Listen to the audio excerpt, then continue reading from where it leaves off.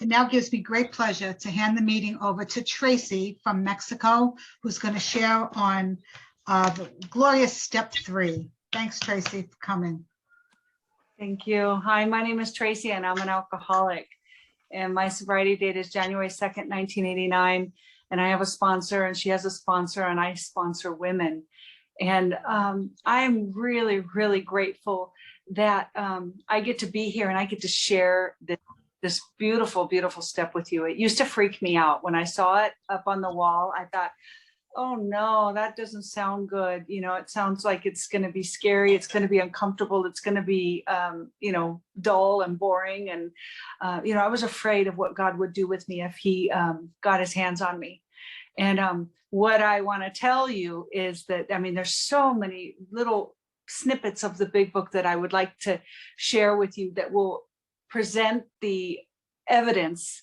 And I hope that you can feel the evidence in my life, because that's what basically that prayer we just said is that I didn't understand it. And they'd say, you know, when you get here, you know, step 1 is I can't. Step 2 is he can. And step 3 is I'll let him. So just real quick, you're here right now.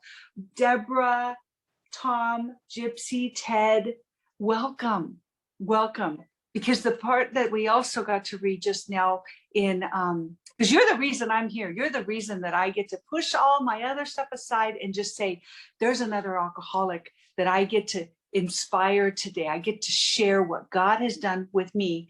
And hopefully that's going to trickle something off in you and it's going to work. It's contagious, because there's a part in the, how it works. It says, remember, we deal with alcohol, cunning, baffling, powerful, without help. It is too for us. It's too much for Tracy. But there is one who has all power, and that was one is God. And may you find him now. Right now could be the now. This could be the last. Okay, this could be the last bout of, you know, in step 12 and step 3 in the big book. I mean, there's so much that I want to say, and I just say, God, use my mouth, use my words to share how, you know, when we look at this, why would we want to say, you take over, God? I've made a mess of things. Why would we do that? Unless exactly that, we're in enough pain, you know, life's unmanageable. We recognize that insanity. I need to be restored to sanity, not just with my alcohol intake, you know, because that's what I did when I got here. It was, okay, I can't, he can, I'll let him, you know. Yes, there was a spiritual awakening. There was something that happened that made me give Alcoholics Anonymous the benefit of the doubt.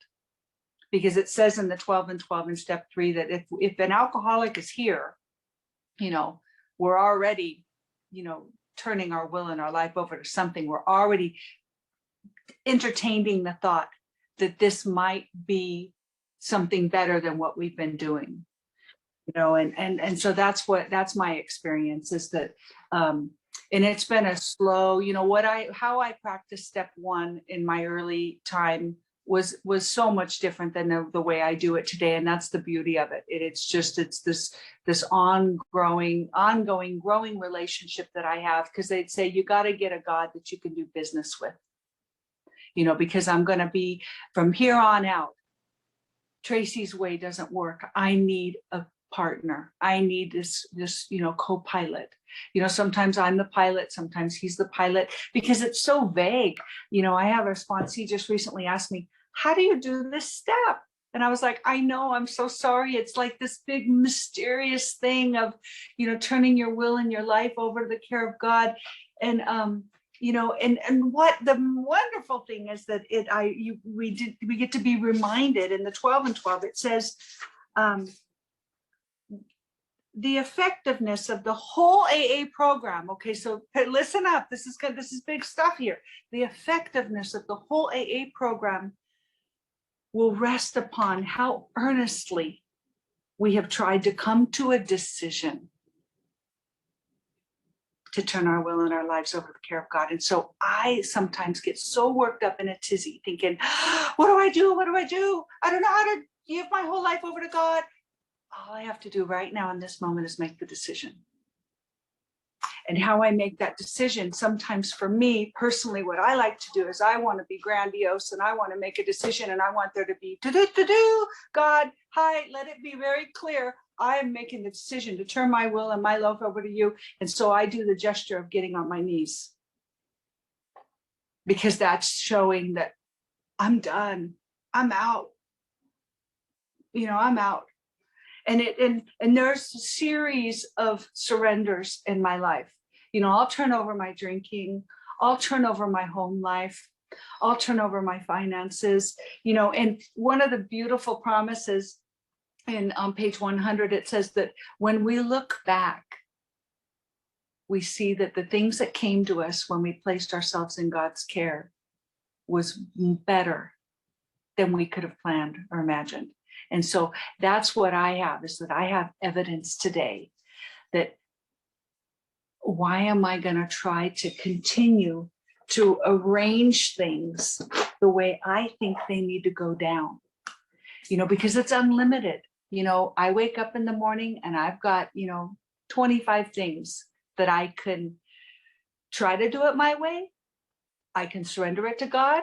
I can go through the motions of saying, God, this is yours, but then I can take it right back and start being, so it's just something that it's just like a fine tuning an instrument, where I surrender and I let God take the reins. And one of the things that I do is I was taught is a God box. If there's an issue that's weighing heavy on my heart, I don't know, do I, take a trip? Do I not take a trip? Do I buy this car? Do I not buy this car? Do I stay in my marriage? Do I let him leave? I write that down and put it on a little piece of paper. Again, a gesture. This is a program of action. And so when I write that down and I put it on a piece of paper and put it in this crazy little box, I have a sponsee right now who puts things in a drawer because she doesn't have a God box. So the other day she showed me the drawer. She said, this is my God drawer. And I said, it'll work. Because basically what it is I'm just like, as if we work at an office and certain files come upon my hands and I say, oh no, this is out of my pay grade. I am not qualified to do this. I do not have the capacity to solve this problem. And so I take that file and I go put it on God's box or on his desk. And that's one of the ways that I can do the big issues, like health issues, stuff that I think, God, you got to do something. And I have enough evidence in the years that I've been here, that back to that page 100, the things that I placed in God's hands turned out better than I could have imagined. And so that's my truth. That's exactly my story. One of the early things that happened to me when I was a couple months sober is I was at a meeting at a men's recovery home, because I thought, all right, I'm 21 years old and I'm going to be sober, loser, I'm just going to have fun here and I'm going to find a cute guy. And so I'm at this place and this woman is saying, honey, have you done the third step? And I'm thinking, why do you care? People are so insistent on trying to help us because they can see, and they know that there's a freedom right around the corner. And so anyways, I'm grateful that I had the willingness to do what she was suggesting, which was, let's get on our knees and look out the window and put our arms up in the air and recite the prayer that we just did. And I thought, that sounds so dorky, but for some reason I was willing to do what people suggested, the divine inconveniences, do these crazy things like cry out to the air, cry out to the air and believe that there's some magical power that's listening and that is going to hear that cry. And so I really am a firm believer on doing those, crazy, let's get on our knees and do it right now. Because what happened was that action, I really believe that action sparked something. And I started getting that, that spiritual awakening. Bill talks about in the spiritual experience that we're not all going to have the white light in the room experience. Some of us are going to have the educational variety where it's slowly we just come to know. Step 2 is we come to AA. We kind of get out of our coma, and then we come to believe. And it's something that just, and how I got to where I am today was by listening to people that had this strong, unshakable faith, and you could see the glow in their eyes. And I was like, all right, I buy that. I will buy. And they would say, you can borrow my higher power. And I was like, all right, I'll do that. And so that's what I hope to offer you today, is that use Tracy's higher power. He's a cool AA God that I met in basements of churches in San Diego. And when I place things in his hands, and I place myself in his hands, and I do this second and third step, things get better than my little mind could have imagined. And so that is why I'm such a, why I'm so interested in this third step, because it's the freedom, it's the doorway. It talks about on I think it's on page 63, whenever, first of all, that's so beautiful. If you don't have a sponsor who loves you enough, who says your homework is to read page 60 to 63 every day, then you need to pretend I'm giving you that homework, because it's a beautiful assignment. It transforms my life whenever I can really, whatever disturbance is going on with me, when I can apply steps 1, 2, and 3 to it, and realize, oh, this is one more opportunity for me to realize that I'm running on self-will. This little issue right here is me on self-will. And oh, how's that working for me? Oh, okay. So that's one of the things I told my sponsee, is that, I basically just hire God. This God that kept me sober, this God that let me not die drunk driving, God started intervening in my life way before I was aware of it. Because in 1988, when I got my second DUI, the couple days later, there was a newspaper article that said college girl dies drunk driving. And I was like, all of a sudden, oh, so I'm lucky I just got a DUI, that I didn't die drunk driving. It's like all of a sudden I realized that there was a creator, there was a big, powerful something in the universe that didn't let me die. And I started realizing, you know what, I'm lucky. I'm the lucky one that gets to be here in this room right now of Alcoholics Anonymous with a solution. That was one of the things that Bill said to alcoholic number 3's wife. He said, Henrietta, the Lord has been so good to me, curing me of this horrible disease, that I just want to keep talking about it and keep telling people about it. And so that's why I show up today, is because the Lord has been so good to me. And I'm sorry if you're offended by that, but it's in the big book. This is a spiritual program. I have a physical malady, an allergy, an obsession, and in the doctor's opinion, it says that the only hope for me is an entire psychic change. And the only way that I can get a entire psychic change is through the spiritual awakening, the way it happened for Bob, the way it happened for Bill, and the way it's happened for millions of us. And so it's not as spooky as you think it is. It's actually the most thrilling thing that's ever happened to me in my life. It takes my breath away, to see what this God, how he's been intervening in my life. And I really hope that you will let go of your prejudice and just, do something crazy, like get on your knees and ask God to, come and intervene in your life. I promise you won't regret it. So when we sincerely take this position, when I am not going to be fighting everything and everybody, it talks about, when at any given moment, when I'm having a difficult day and I go back and I read these pages, and it says, that I'm always in collision with something or somebody. And if I'm honest with myself, I can say, oh yeah, I am. I'm pushing a pea up a hill with my nose, trying to make this work. And that's one of the ways that I can ask God. It's the little deal that I have with him, is that if it's your will you open the doors? And if it's not your will, would you slam them? I ask him, bless it or block it.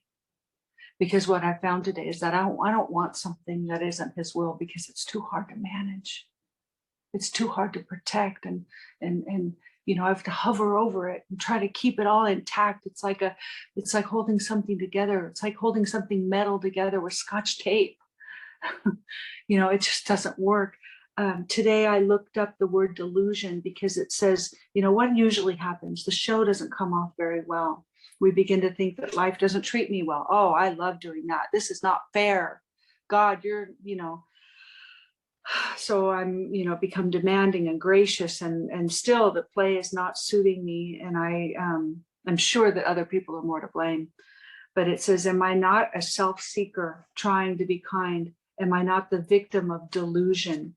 And the word delusion because it takes a lot of the clarity for we can, what I realized this week is that in the 12 or in the how it works says that there are those who are constitutionally incapable of being honest with themselves. And I realized I fall into that category.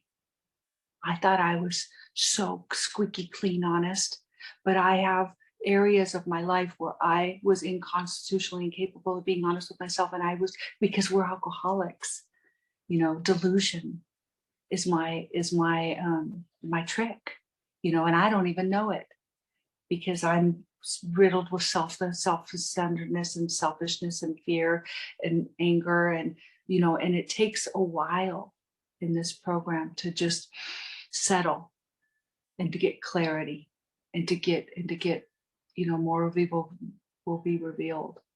But the delusion the word is a falsely believed, something that's false. I believe my own BS. I believe that they are wrong. I am right. Just get with the program. Come on, guys. And the word propagate.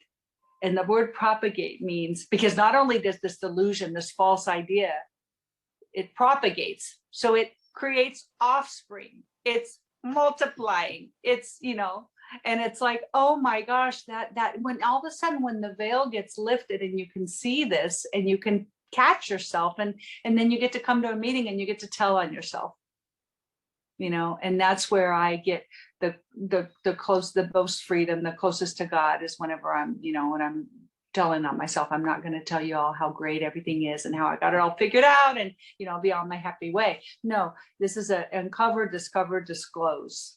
The more the honest and transparent I can be with you is the better, the closer I can get, and let God squeeze in and give him some wiggle room to do something with me. So anyways, when I finally realized that my main problem is, the troubles are of my own making, or at least I contributed to them. Maybe I'm not ready to say it's all my fault. I'm, look what I'm doing here, here, and here. But at least I can recognize I may have something to do with this. Maybe I'm, bristling with antagonism. Maybe I'm provoking people. Maybe, I don't know. But the beautiful promise of step 3 is that when we sincerely take this position of just opening that door, the little willingness, all you need is a little bit of willingness to make that decision. Okay. So what's going to happen is we're going to have a new employer, and being all powerful, he's going to provide for us what we need. Now that's a problem for me, because I want what I want. And sometimes there's a discrepancy of what I need and what I want. And sometimes I get, I learned last week, it was Melissa who said, your beautiful speaker, Melissa, last week said, on a sheet of paper, who is God for me? And then on the other side, who do I need him to be in order to surrender? And she gave me that little assignment, and I decided that I need to understand that he's going to forgive me, and I'm mad at him sometimes because he doesn't give me everything I want, but he does do what I need. And so it says right here that I will, he will provide what I needed. And that's still a pretty good deal for an alcoholic like me. I'm still a bargain. It's the best deal on the block. So if we kept close to him and perform his work well, so that's a promise, but it's also a responsibility. And Bill says in, I heard the story very early on about Jim putting whiskey in his milk, and what happened was he failed to enlarge his spiritual life. So I thought, okay, all right, I got that. Note to self, enlarge your spiritual life. Me and God, I'm going to be seeking him out, basically telling him, don't forget to do this, don't forget your sweater, do this, and that's how my prayer life was for a lot of years in the program. And and you just what I was taught actually by Sister, it's that you just talk to him. It doesn't matter. I write letters, I journal, I say, hey, God, this is not working out. Are you even paying attention here? And by the end of my letter to God, I'm saying thank you for all the things that I recognize now, because I opened that door. I opened that door with that little communication. So Bill says on page 14 and page 15 that if an alcoholic fails to perfect and enlarge his spiritual life through work and service through others, he won't endure the low spots and the trials ahead. And for me, like Bill, if I were to drink again, I know I would die. And so I need to be enlarging my spiritual life. I get to enlarge my spiritual life. I get to show up and see how this God that I open that little door and I have that little glimpse of willingness and do the gesture, whatever gesture you are comfortable with doing. But he's tough. He can take it. You can talk to him however you want, but just talk to him. Just, always be on the path of trying to enlarge our spiritual life. That's what is, it's actually like an adventure. You know what I mean? Because he's going to be showing up. He will show up.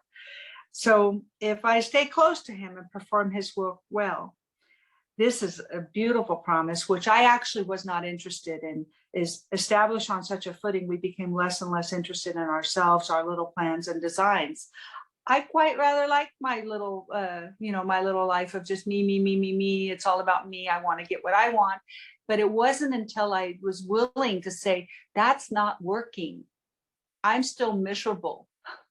I'm arranging everything the way I want it. And my primary purpose was, let's make Tracy happy, and it's taken me a long, long time to be willing to say, all right, okay, God, you know what? I'll think about other people. Who can I help? Because then this true joy comes, true satisfaction. Bill talks about it in his emotional sobriety, the letter that he wrote in the Grapevine. He talks about the dividend.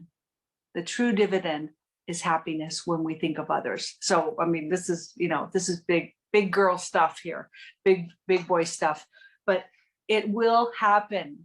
It will happen because I am a total example of how this transformation will start to happen if you do that little gesture and just say, God, I'm willing.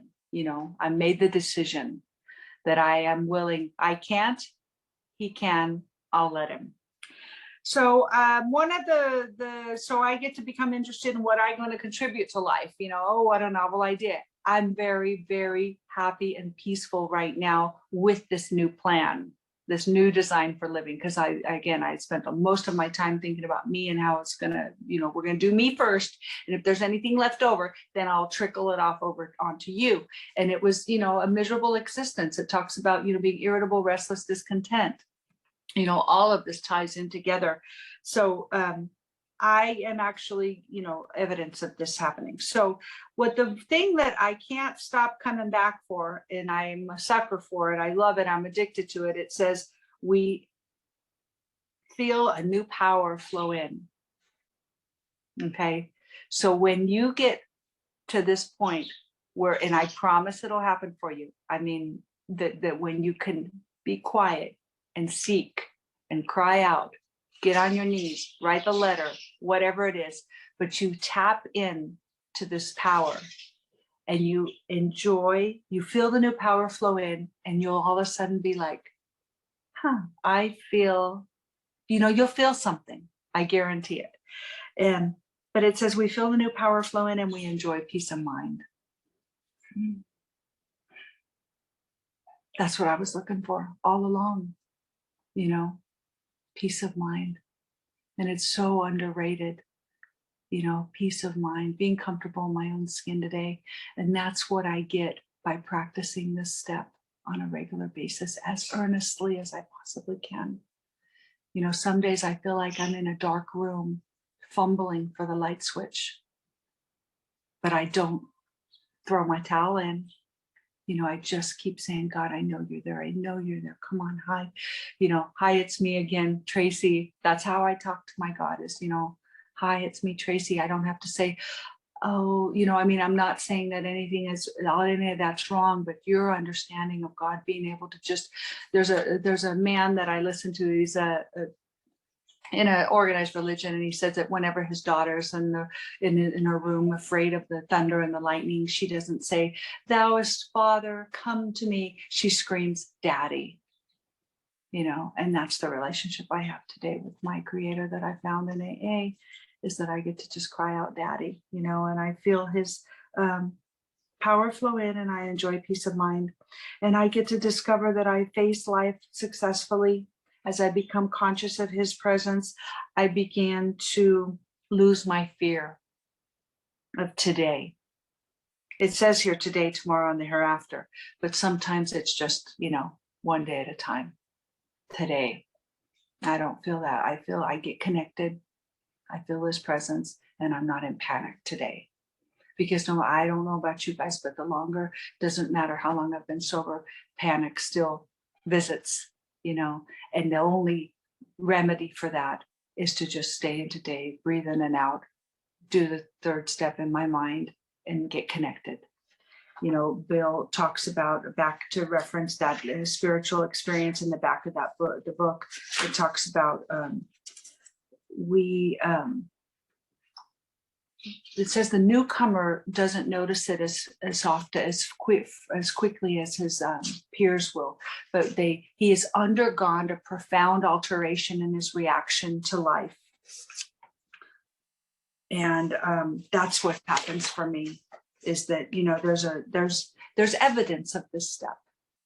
You know, there's evidence all over the place, you know, and maybe people around me see it. Maybe I just see it. Maybe it's just in that experiencing the peace of mind. But the perk is I don't have to drink today, and I'm not going to die today, but I also get to be rocketed into the fourth dimension, because it says here that we've tapped in an unsuspected inner resource, which we presently identify with our conception of a power greater than ourselves. Most of us think this awareness of a power greater than ourselves is this spiritual experience. Our more religious members call it God consciousness, you know, and so I can't go without being tapped in. You know, I'm like you know, your phone gets down to, you know, 10%, and then you need to quick plug it in. So where you get that little beep beep, where you see the little lightning bolt and you see that it's being charged. You know, that's how my life is today, is that I can't get too low. You know, I need to be tapped in. And so the step 3 is that, you know, for me, it is just, I mean, it is the most crucial and vital step in this moment, because I need a power greater than myself. I've got this dilemma. You know, I can't do any of it. I can't stop drinking. I can't face life successfully. I can't interact with people. I can't function. I don't know what to do.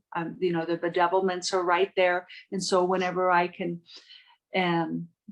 surrender, you know, and it's little increments at a time, you know, like I said, the way that I did step 3 in my early years was apparently good enough to get me to where I am right now in this moment. You know, and right now in this moment, as I surrender all, you know, I'm at a point in my life where it is painful, because I'm having to let go of a long-term marriage. I don't know, I'm all of a sudden going to do a new chapter of my life, and I'm really afraid of, you know, had a lot of dependence on this person, and God is showing up bigger in my life today, you know, and I get to, you know, my children are all raised, and so now I get to be available. I get to be with my AA peeps, you know, and just keep talking about how God is showing up for me, and, you know, and I'm facing the fear, and I'm getting direction. You know, Bill and Bob, and I've learned over Zoom, is that there was 2-way prayer, you know, where we sit and or, you know, talking, having a conversation with God, asking for guidance, getting clarity. I mean, wow, I didn't know that that exists. I used to just say, hey, God, I'm going to need you today. All right, I'll see you later, and go about my day. And then at night, I'd be like, oh, yeah, well, how did it go? You know, and now what I've come to is that my step 3 is bigger and deeper, because it's not just the morning and at night, it's during the day. In the book, it says that we pause when we're agitated. And we get to say, thy will be done, not mine. You know, and why are, you know, I mean, I'm not trying to sell you on, you know, give your life to God. I don't get any commission. I don't get any commission for you turning your will and your life over to God. I just want to save you the anguish and the despair of having, you know, how life will just be constantly in turmoil. You know, it says that when, you know, we're in collision with something or somebody, you know, and that we could rest satisfaction if we only manage well, you know, and I'm getting to the point where it's like, you know what, God, if you're not involved, then I don't want anything to do with it, you know, because that is so true for me, is that the things that I placed in his hands turned out better than I could have imagined. And it's a pretty good deal, because what I realized is that walking in the spirit of the sunlight, like Bill talks about, is just, you know, all is well. You know, all is well. My goal today is just, you know, reporting for duty. You know, what do you want me to do today? And it's taken a long time to get to that point. And you know, because we have to let go those dependencies. We have to let go. We have to exhaust all of our possibilities, you know, the money, the prestige, the, you know, all the things that we thought were going to make us all right. And now it's like, what I realize is that what makes me all right, what makes me feel really, really just like I'm meant to be here, I have a purpose, is to just show up and say, God, what do you want me to do today? You know, with or without a husband, with or without money, with or without a job, with or without any prestige, with or without material perks. I'm good, God. Where do you want me? Where do you want me? Because it's what I've received on the inside is what I was looking for all along. It's that priceless peace of mind. So use your God box. If anybody doesn't have a God box, I ask you get one. And sometimes all you have to do is write down just a little snippet of what it is. He's already got the inside scoop. He knows exactly what it is. And when we make that gesture to just say, God, I'm getting you involved. Get him involved. You know, and when he gets involved, from my experience, it gets so much better. And entertain the possibility of writing letters to God, and entertain the possibility of getting on your knees and making that gesture that you're willing. And one last thing is, I couldn't understand that prayer, victory over my difficulties, bear witness. I was like, oh, it's so Shakespearean. I couldn't understand it. And someone had to explain to me, just let God show off through me. Show off like a makeover. You know, I went to the beauty salon, look at me after. So when I get God involved, there's a makeover. There is a makeover that happens, and he shows off through me. And I hope that he showed off a little bit today. Thank you so much for letting me share. I absolutely adore you, Gordon. Love you all. Thank you, Liz.